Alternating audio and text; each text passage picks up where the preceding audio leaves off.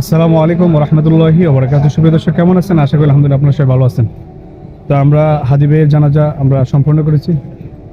জানাজার পরে আপনার দোয়া করেছে, কবর দেওয়া হয়েছে, এখন সব শেষ। আপনারা সবাই হাদি ভাইয়ের জন্য দোয়া করবেন। আল্লাহ যেন আমাদের হাদি ভাইকে জান্নাতুল ফেরদাউস দান করেন, আমিন। আর আমাদের প্রত্যেকটা কবরের জন্য আল্লাহ যেন এরকম হাদি ভাইয়ের মতন মানুষ যেন জন্ম নেয়। এই বাংলাদেশের দেশপ্রেমিক মানুষ কয়জন হইতে পারে? আল্লাহ তাআলা তার সম্মান কত করে দিছে আপনি বলতে পারবেন না।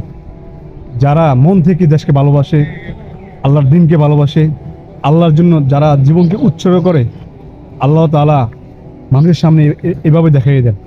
দেখেন বাংলাদেশের কত মানুষ মারা গেছে, কারো কবর কিন্তু এত সম্মানিত করে দেওয়া হয়নি। তার পুরা বাংলাদেশের প্রত্যেকটা মানুষ তার জন্য দোয়া করতেছে। আপনারা সবাই ওসমান হাদি ভাইয়ের জন্য দোয়া করবেন, আল্লাহ যেন আমাদের ভাইকে জান্নাতুল ফেরদাউস দান করেন। আর ওনার বাবা মা যারা আছে তাদেরকে ধৈর্য ধারণ করার তৌফিক দান করেন, আমিন। আর যারা